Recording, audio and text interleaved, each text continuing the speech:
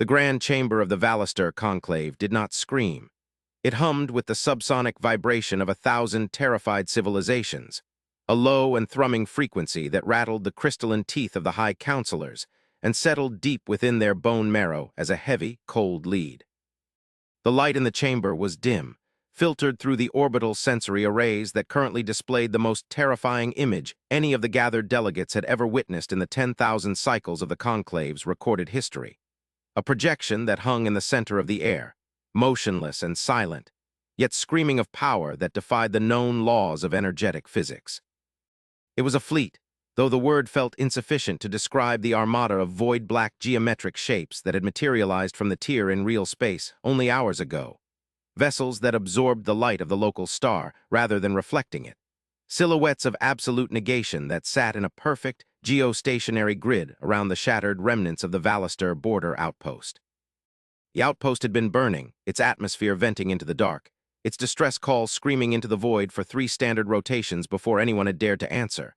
For the attackers, the scouring swarms of the Kyrax, were a plague that the conclave had learned to avoid rather than fight. But these newcomers, these hairless, soft-skinned bipeds who called themselves Terrans, had not avoided the fight. They had ended it with a precision that bordered on the miraculous and a brutality that bordered on the divine.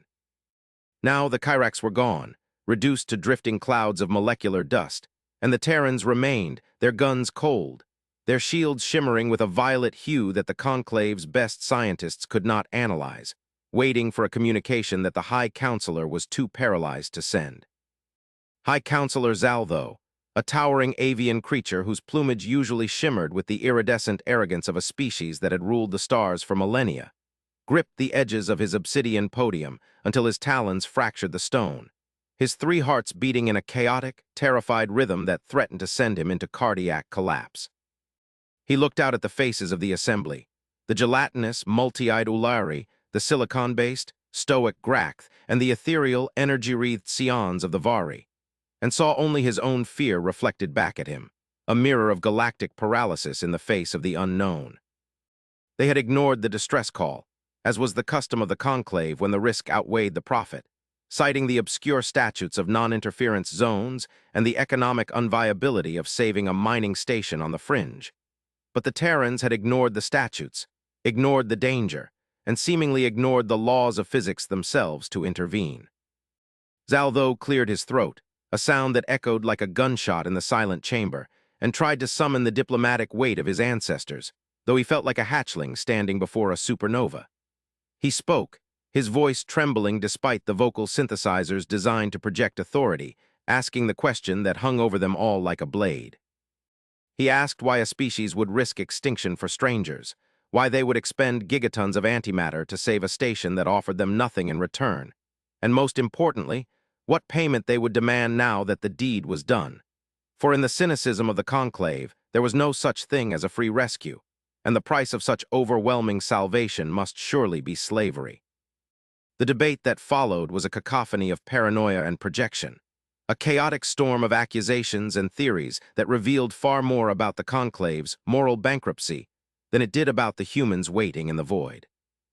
The Ulari ambassador, her body undulating within her containment suit, insisted that the humans were merely a rival predator species, one that had culled the Kyrax to claim the hunting grounds for themselves, suggesting that the conclave should immediately offer the border systems as a tribute to appease the new overlords. The Grath representative, grinding his tectonic plates together in a sound of grating stone, argued that the weapon signatures of the human fleet suggested a technology base that made the conclave look like savages banging rocks together, and that any attempt at negotiation was futile, advocating instead for a total retreat into the core systems and the collapsing of the hyperlanes behind them. But it was the Vari Sion, a being of light and thought named Ileana, who silenced the room, her telepathic voice cutting through the noise not with volume, but with a terrifying clarity that made Zaltho's feathers flatten against his skull. She projected a sensation of cold, calm ocean water, a feeling of immense depth and pressure, and whispered into their minds that she could not sense any hunger from the fleet above, nor any malice, nor any desire for conquest. She sensed only a profound, ancient sadness, a sense of duty that felt as heavy as a neutron star, and a waiting silence that was judging them not for their territory, but for their silence when the distress call had first rung out. The chamber fell silent again as the central holographic display shifted, the red warning lights pulsing as a transmission request broke through the conclave's highest encryption protocols, overriding the firewalls with an ease that suggested the humans had been listening to their debate the entire time. The screen flickered, the static clearing to reveal the bridge of the human flagship, a space that was utilitarian and stark, devoid of the ornamentation and gold filigree that adorned the conclave's vessels, filled instead with banks of monitors, officers moving with quiet efficiency, and a central chair occupied by a figure who looked deceptively fragile. He was an older human, his hair the color of steel wool, his face lined with the deep grooves of stress and time, wearing a uniform of dark gray that bore no medals, only a simple insignia of a globe cradled in olive branches, a symbol that meant nothing to the aliens but radiated an aura of terrifying restraint. He did not shout, he did not posture, and he did not demand their surrender. He merely looked at them, his eyes dark and unreadable, and spoke in a voice that the translation matrix rendered as a low, smooth baritone, thanking them for finally accepting the hail and informing them that his shuttle was already on approach to the Great Spire, not to conquer, but to talk. The transmission cut before Zaltho could object, and the realization washed over the assembly that the humans were not asking for permission to land. They were informing the conclave of an inevitability, and the silence in the room transformed from fear into a breathless, suffocating anticipation of the judgment that was about to arrive.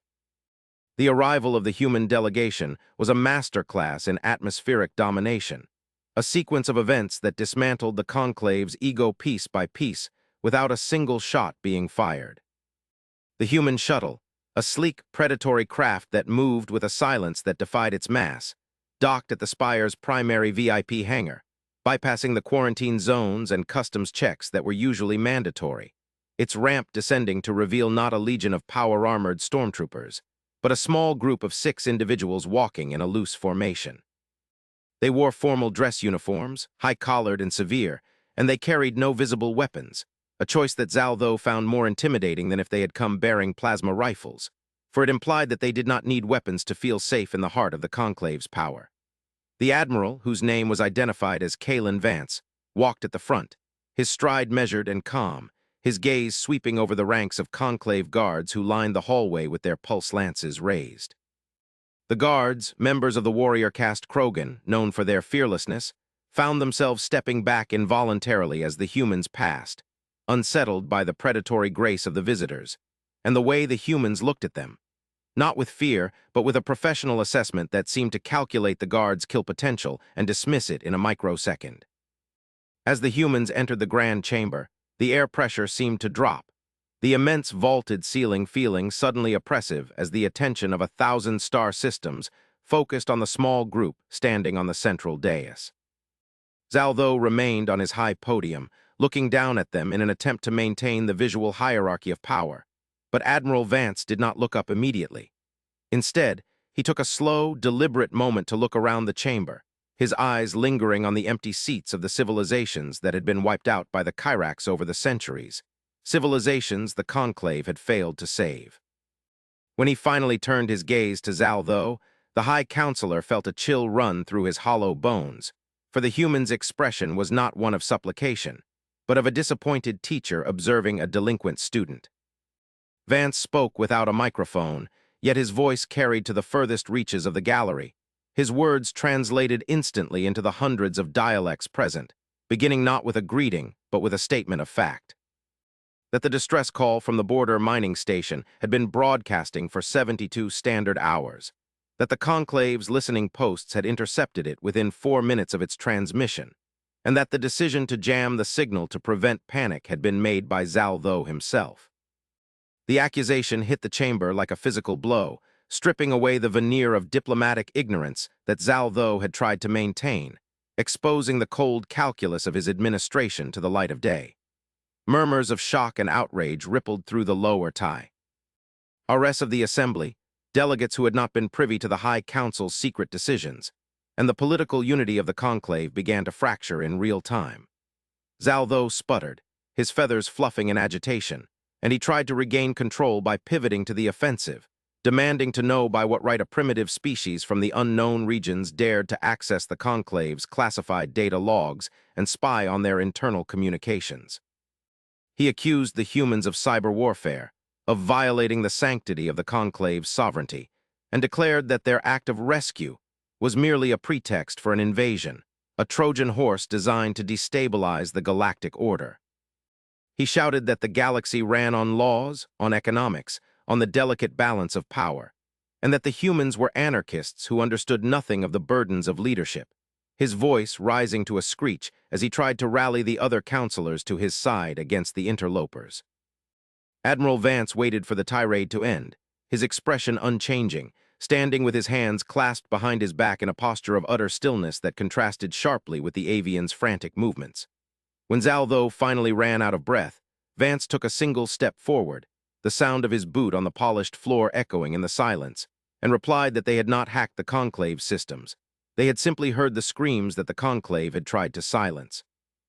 He explained, in a voice that began to take on a harder, steelier edge, that humanity did not operate on the economics of convenient survival, that where they came from, the value of a life was not determined by its contribution to the GDP or its strategic location on a star map. He told them of Earth, a world forged in fire and blood, a world that had almost destroyed itself a dozen times over, and how that trauma had taught them a single, immutable lesson. That when the void calls for help, you answer, because the day will come when you are the one screaming into the dark, and you will pray that something other than a merchant is listening. He gestured to the tactical display, which changed at his command to show a new set of data, not the battle that had just ended, but a simulation of what would have happened if the humans had not arrived. A projection showing the Kyrax swarm consuming the mining station, then using the biomass to fuel a jump to the next system, and the next, a domino effect that would have reached the Conclave's capital within a solar month. The revelation was absolute, the logic irrefutable, and the emotional weight of it crushed the arguments of the skeptics into dust. The humans hadn't just saved a mining station, they had severed the head of an invasion force that the Conclave hadn't even realized was forming. The Ulari ambassador, seeing the tide turn, tentatively asked the question that was now burning in every mind. If the humans were so powerful, so capable of crushing a threat that terrified the Conclave, why had they remained hidden for so long? Why reveal themselves now for a minor skirmish when they could have conquered the galaxy centuries ago? This was the pivot point, the moment where the mystery of the Part 2 began to unfold. For Vance's expression shifted from stern judgment to a grim, haunted look that hinted at the true horror of their situation. He signaled to his aide, a woman with cybernetic implants tracing her temples, who activated a secondary projector that filled the center of the chamber with a star map unlike anything the Conclave possessed. A map not of their galaxy, but of the intergalactic void, the dark, empty space between the spiraling arms of the universe. Vance began to walk the perimeter of the dais, his voice dropping to a whisper that forced the delegates to lean in, narrating the history of humanity's silence. He explained that they had not been hiding from the Conclave, they had been hiding for them. He revealed that humanity had achieved faster-than-light travel 3,000 years ago during the Conclave's dark ages, and in their youthful arrogance, they had pushed out into the deep void, screaming their existence to the universe, looking for friends, for partners, for anyone to share the stars with. Instead, they had found the silence. They had found the graveyards of civilizations that had come before, megastructures drifting dead in the dark, planets cracked open like eggs, and the lingering echoes of a distress call that had been broadcasting for 1,000,000 years. The humans had traced that signal to its source, expecting to find survivors, but finding only a warning, a beacon left by a precursor race known as the Ethelgard, warning of a threat that lived in the dark space between galaxies, a hunger that fed on high-energy civilizations, a predator that tracked the radio waves and the warp signatures of developing empires. The atmosphere in the chamber shifted from political tension to primal dread as A human admiral described the Great Filter. He explained that the Kyrax, the scourge the Conclave feared so much, were merely the scavengers, the carrion birds that followed in the wake of the true predator, picking off the scraps before the main host arrived. Humanity had realized that the noisy, chaotic expansion of the Conclave was ringing a dinner bell across the cosmos, and so they had made the choice to go dark, to build a silent wall around this sector of the galaxy, using their advanced technology not to conquer, but to mask the emissions of their neighbors, to dampen the noise of the Conclave's wars and trade routes, acting as a stealth shield for a galaxy that didn't even know they existed. They had been the silent guardians, the watchers on the wall, intercepting the scouts of the enemy, destroying them before they could report back, waging a secret war in the deep void while the Conclave played at politics and trade. But the attack on the mining station had been different. The distress call sent by the miners had been modified, boosted by a Kyrax transmitter to pierce the human jamming field, a trap designed specifically to lure the humans out of the shadows. And it had worked. Zaltho collapsed into his chair, the implications shattering his worldview. The distress call that shook the stars was not just the cry of the miners, it was the signal that the secrecy was over. The humans had been forced to reveal themselves, to drop the cloak of invisibility to save the very people who were now accusing them of treachery. The Varisian, Ileana, stood up, her light pulsing with a chaotic rhythm, and spoke directly to Vance, her voice trembling with the psychic feedback of the truth she now saw in his mind. She saw the fleets of human ships burning in the cold dark, the millions of lives lost in silent battles that were never recorded in history books, the absolute solitude of a species that had chosen to suffer alone so that others could live in ignorant bliss. She asked with a profound and heartbreaking gentleness why they had done it. Why save a galaxy that was petty, divided, and ungrateful? Why bleed for strangers who would only fear them? Vance stopped pacing and looked up at the crystalline dome of the chamber, as if looking through the roof to the stars beyond. His answer was the emotional climax of the second act, a philosophical declaration of what it meant to be human.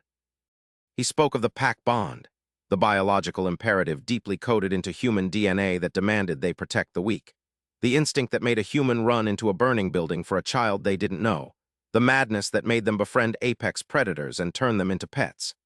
He explained that humanity had looked into the abyss of the universe, saw that it was cold, indifferent, and empty, and decided that if the universe would not offer kindness, then humanity would create it. They did not do it for gratitude.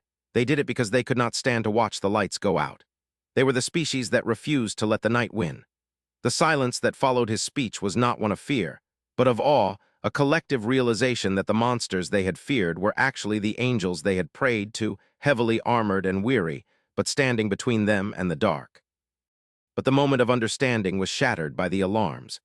The red lights of the chamber began to strobe violently, the sensory arrays screaming as the reality of the situation crashed down upon them. The Part 2 twist arrived with the subtlety of a sledgehammer. The censor officer of the Conclave, a frantic Ulari, screamed that a hyperspace breach was opening, not at the edge of the system, but directly above the spire within the planetary atmosphere. It wasn't the Kyrax. It wasn't a human fleet. It was the signal source. The trap that the humans had sprung had not just been to lure them out, it had been a beacon. By destroying the Kyrax bait, the humans had released a specific energy signature, a death cry that the great enemy had been waiting for. The sky above the capital city turned a bruised purple as the fabric of space tore open, revealing a structure that defied geometry. A writhing, shifting mass of non-baryonic matter that absorbed light and radiated a psychic scream that dropped half the council to their knees in agony. This was the Harbinger, a scout ship of the extragalactic threat, the entity which had finally triangulated the position of the civilization that had been hiding the galaxy for 3 millennia. It was immense, casting a shadow that covered the entire capital continent, its gravity tides causing earthquakes and tsunamis across the planet below. The Conclave fleet, hovering in standard defensive formation, opened fire in a panic, their plasma lances and ion cannons striking the Harbinger's hull and dissipating like rain on a hot stone. The Harbinger did not even return fire. It simply emitted a pulse, a wave of entropy that aged the metal of the Conclave ships by 10,000 years in a second, turning the proud fleet into rusting, crumbling hulks that began to rain down from the sky. Panic erupted in the chamber. Delegates trampled one another, screaming for evacuation, abandoning all pretense of civility. Zaltho, paralyzed by the scale of the doom, watched the screen as his civilization's defenses were erased with a casual thought. But amidst the chaos, the humans did not move. Admiral Vance tapped his comms bead, his face hardening into a mask of grim determination. He looked at the trembling High Counselor and spoke the words that would define the new era. "Get your people to the shelters," he ordered, his voice cutting through the panic. "We aren't hiding anymore." At his command, the human fleet in orbit, which had seemed so ominously silent, woke up. The part two of the contact was the revelation of human war doctrine. The black ships didn't just fire weapons, they weaponized physics.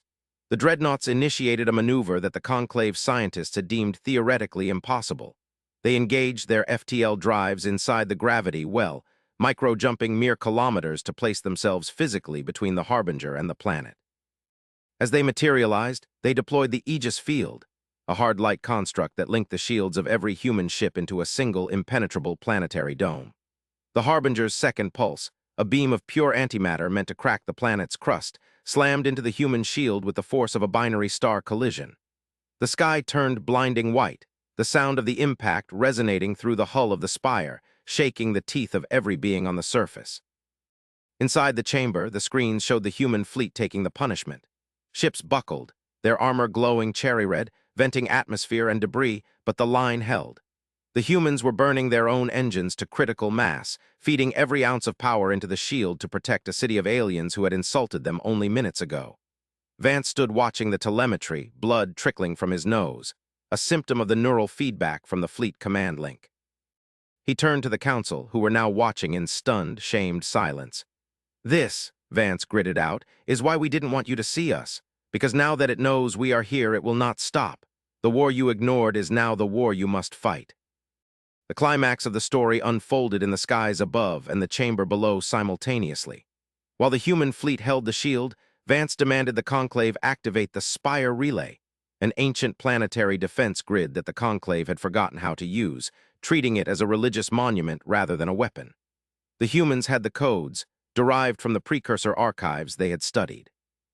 Alara the Vari Sion realized that the humans couldn't fire the weapon and hold the shield at the same time.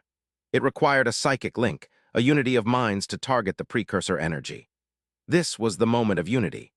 The humans provided the shield, the physical strength, the technology of survival. The aliens had to provide the spirit, the psychic will, the unity of the Conclave. In a desperate cinematic sequence, Alara linked her mind with Vance and through him to the human fleet, and then extended her consciousness to the other delegates. Zaltho, seeing his world on the brink of destruction, finally let go of his pride. He grasped the hand of the Ulari, who grasped the Grakth, forming a physical and psychic chain across the dais. The energy of the Conclave, the diverse, chaotic, vibrant mental energy of a dozen species, flowed into the spire. The humans acted as the lens, focusing this raw power. The spire on the planet's surface began to sing, a harmonic resonance that countered the Harbinger's scream. A beam of pure, white light, composed of the combined energy of the Conclave's stars and the human's reactor output, shot up from the planet, passing through the human shield, which phased to allow it, and striking the Harbinger in its central core. The effect was not an explosion, but an unmaking. The Harbinger, a creature of entropy, could not withstand the concentrated energy of creation and preservation. It shattered, its form dissolving into harmless radiation, its threat neutralized, for now. The shockwave cleared the clouds, revealing the human fleet, battered, smoking, with several ships dark and drifting, but still holding the formation. The shield dropped, and the silence that returned to the chamber was different this time. It was not the silence of fear, nor the silence of judgment.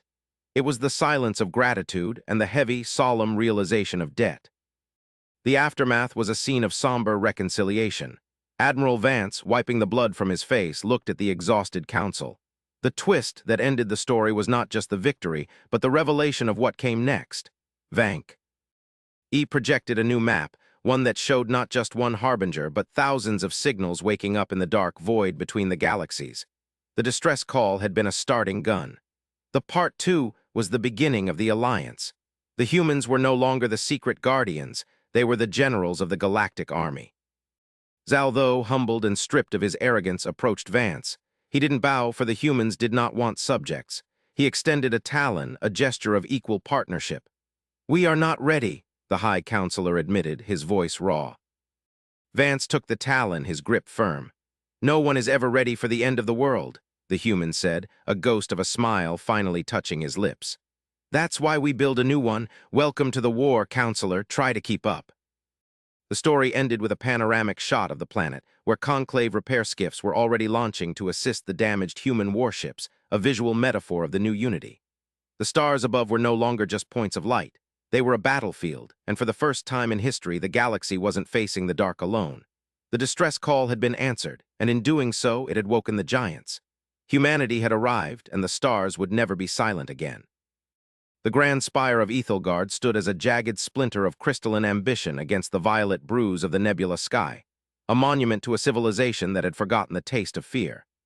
Inside the high chamber, the air was recycled, scrubbed of scent, and chilled to a precise degree that favored the reptilian metabolism of the ruling caste, yet the atmosphere was suffocating. It was the heavy, static-charged pressure of a storm that refused to break, a tension that made the sensory tendrils of the assembled delegates twitch with involuntary spasms. They were the masters of the Galactic Synod, representing 1,000 worlds of commerce, philosophy, and war.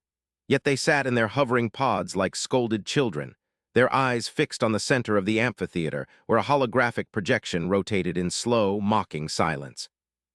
It was a recording, looped and magnified, of the event that had shattered their understanding of the galactic hierarchy only 3 rotations ago.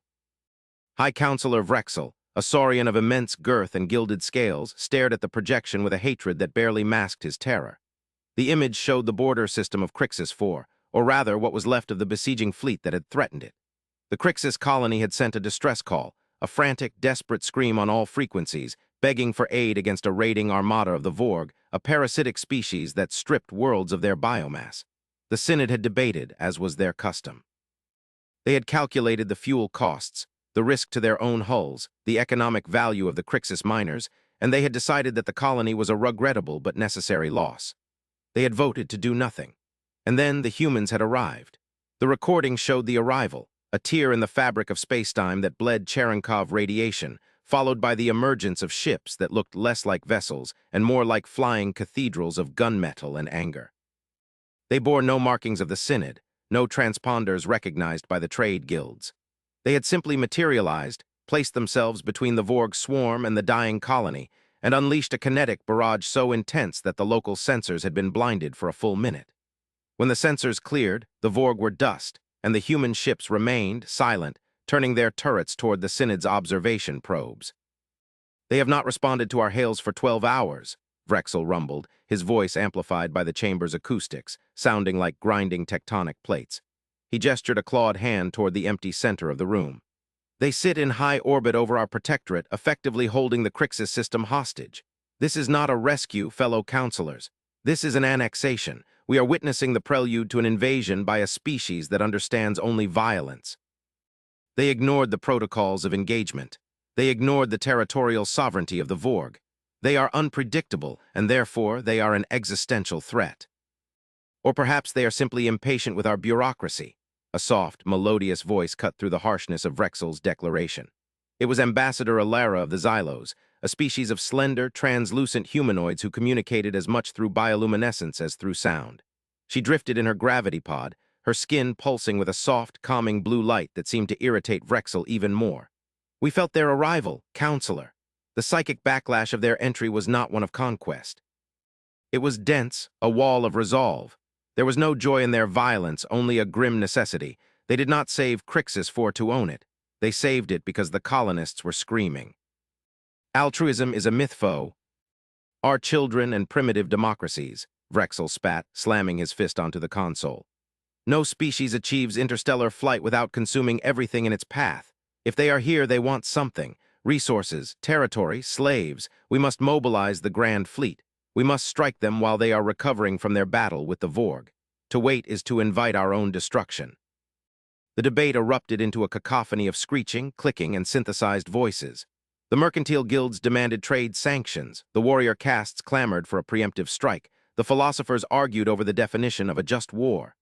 The chamber became a microcosm of the galaxy's failures, a squabbling, divided mess of self-interest that had allowed the Vorg to terrorize the fringe systems for centuries. And then the silence returned. It didn't fall naturally, it was imposed. The lights in the chamber flickered and died, replaced by a harsh, red emergency illumination. The hum of the life support systems deepened, straining against a sudden power draw. The central holographic projector, controlled by the Synod's most secure AI, dissolved the image of the battle and replaced it with a single, rotating symbol. A golden globe cradled in olive branches, overlaid on a sword pointing downward. The heavy blast doors at the far end of the chamber, doors that had not been opened for physical entry in 500 years, groaned. Dust fell from the ancient arches as the hydraulic locks disengaged with the sound of cracking thunder. The delegates turned, 1,000 eyes widening in unison. The doors parted, revealing a corridor filled with the white mist of atmospheric depressurization. Through the mist walked 4 figures. They were small compared to the saurians, fragile compared to the armored carapaces of the insectoids, yet they moved with a synchronization that suggested a single organism. They wore uniforms of charcoal gray, crisp, and devoid of the ostentatious jewelry favored by the Synod. The leader, a human male with hair the color of iron and eyes that looked like they had stared into a black hole and found it wanting, walked to the center of the room. He did not look at the delegates. He did not look at Vrexel. He looked at the empty space where the projection of the battle had been, as if assessing the tactical data one last time. Vrexel inflated his throat sac, a display of dominance. "You dare enter the high chamber armed?" he bellowed, pointing at the sidearms strapped to the human's hips, blocky, kinetic weapons that looked primitive and brutal. "You have violated the sanctity of—" "Admiral Kalen Vance, United Earth Navy," the human interrupted, his voice not loud but projected with a strange metallic resonance from a collar device that translated his speech instantly into the native tongue of every listener. He turned slowly to face Vrexel, and the movement was so fluid, so predatory in its economy that the High Counselor flinched. "And we did not violate your sanctity. We bypassed it, just as you bypassed the distress call of 12 million colonists."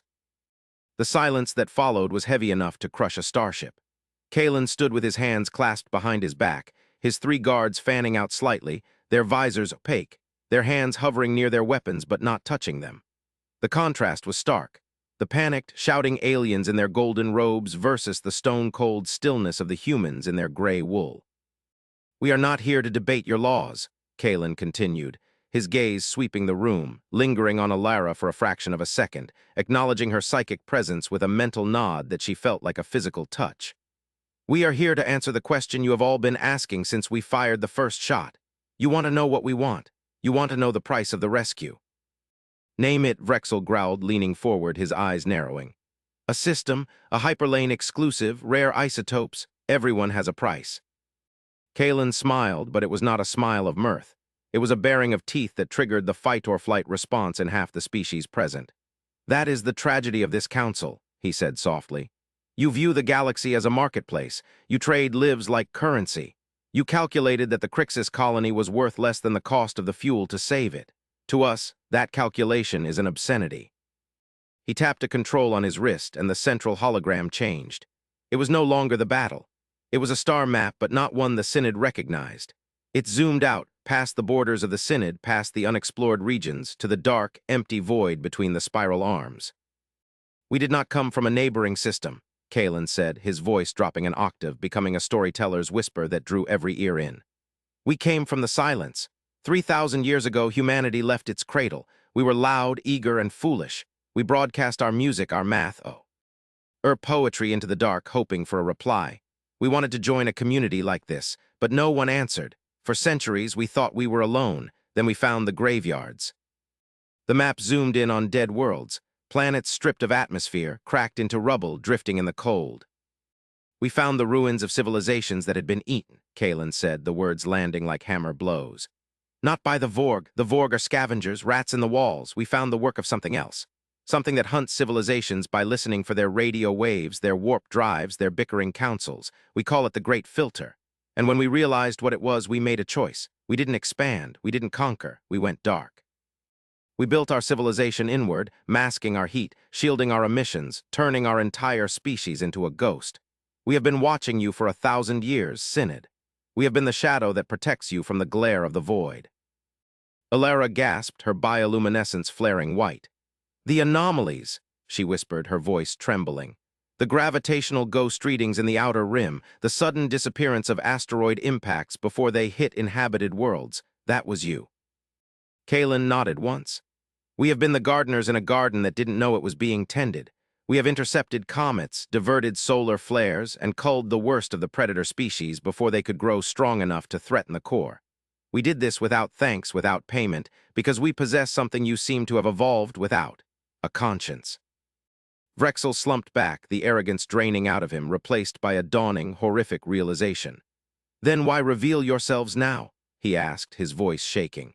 "If your survival depends on silence, why break it for a mining colony? Why ring the dinner bell?" Kalen's face hardened, the mask of the diplomat slipping to reveal the soldier beneath. Because the distress call from Crixus 4 wasn't just a cry for help, it was a trap. The Vorg didn't attack that colony to feed. They were given technology they shouldn't possess. Someone gave them subspace amplifiers. They were trying to create a signal loud enough to pierce our jamming fields. They were trying to call the Great Filter down upon you. A murmur of terror rippled through the hall. The idea that their petty wars were being manipulated by a cosmic horror was too much for many to process. "We had to intervene," Kalen explained, his tone clinical precise. "We had to destroy the Vorg fleet before they could fully activate the beacon. We revealed ourselves to save you from extinction, but in doing so we have compromised our own camouflage. The cloak is torn. The galaxy is now visible to the eyes in the dark." "So you are here to hide among us," a representative from the trade guild sneered, trying to regain some footing. "You need our fleets to protect you now." Kalen laughed, a short, sharp bark of amusement that sounded terrifyingly genuine. "Protect us? Counselor, look at your sensors." The chamber's screens shifted again, showing the live feed of the space around the spire. The human fleet, which had been sitting in a grid formation, began to shift. The black hulls rotated, panels sliding open to reveal weapon ports that glowed with energies the Synod's scientists had only theorized about.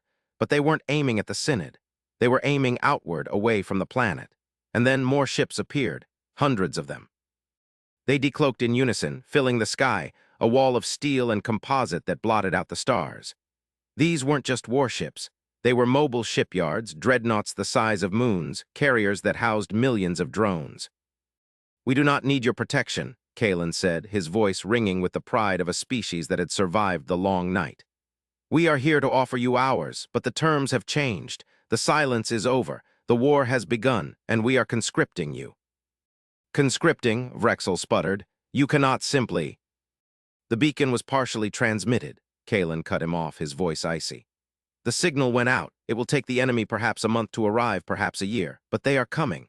And when they arrive, they will not negotiate, they will not trade, they will harvest. You have two choices. You can continue your petty squabbles, your debates over profit margins, and die alone in the dark. Or you can join the United Earth Defense Pact. You will give us your industrial capacity. You will integrate your fleets under our command. You will learn to fight not for profit, but for survival." The ultimatum hung in the air, a sword of Damocles suspended by a thread. The sheer audacity of it, a species that had just revealed itself demanding total military control of the galaxy, was breathtaking. But before the outrage could boil over, the reality of Kalen's words manifested. The sensory officer of the Synod, an insectoid W. Ho's compound eyes were glued to his console, let out a high-pitched shriek. "High Counselor, hyperspace breach, Sector 7, it's massive." "The Vorg?" Vrexel asked, hoping against hope. "No," the officer screamed. "It's unknown. The energy signature is it's eating the sensors." Kalen didn't even look at the screen. He looked at Vrexel, his eyes sad. "They're early," he said simply. The screen displayed the breach. It wasn't a ship. It was a tear in reality, a wound in the universe from which poured a substance that looked like liquid shadow. It coalesced into shapes, spiky, organic, nightmarish geometries that seemed to reject the light of the stars.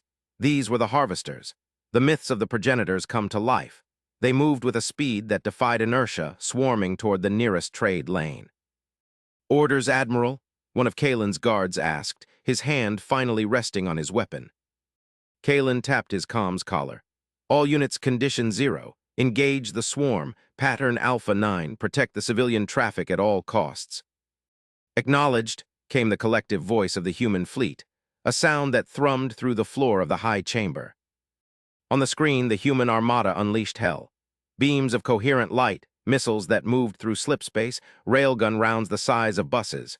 The human response was a symphony of destruction. They didn't fight like the Synod, with tentative skirmishes. They fought with the ruthlessness of a species that had been preparing for this exact moment for 3,000 years. They threw their ships into the path of the harvesters, ramming them, detonating point-blank nuclear salvos, sacrificing themselves to buy time for the terrified Synod transports to escape. Inside the chamber, the delegates watched in stunned silence. They saw a human frigate, its engines burning, place itself between a harvester mothership and an undefended orbital habitat. The frigate fired everything it had, stripping the shields of the enemy before the harvester's tendrils pierced its hull. The human ship didn't retreat. It overloaded its reactor.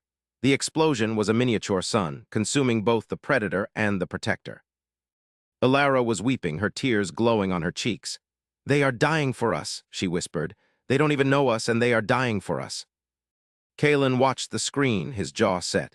He turned back to the council, who were now looking at him not with fear, but with a desperate, pleading hope. The arrogance of Vrexel was gone, incinerated by the light of the dying human ship. "That was the frightening part of the distress call," Kalen said, his voice thick with emotion. "Not that you ignored it, but that we knew we wouldn't. We knew that once we started saving you, we wouldn't be able to stop. It is our curse. We are the shield that breaks itself to save the arm." He looked Vrexel in the eye. "Now, High Counselor, do we have an accord?" Vrexel stood up. He looked at the screen, at the burning wreckage of the human ships, then at the terrified faces of his own people. He bowed low, a gesture of submission he had never performed in his life. "Command us, Admiral," Vrexel said, his voice humble. "The Synod is yours." "Not mine," Kalen corrected, turning back to the battle, his eyes reflecting the fire of the burning void. "Ours. Now tell your factory worlds to spin up. We need ammo, lots of it."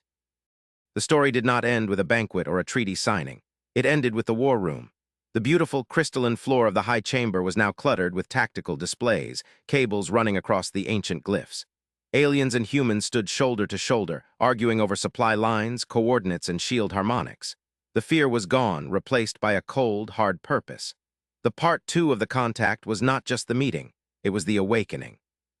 The galaxy had been asleep, dreaming of profit and peace, while the wolves gathered at the door.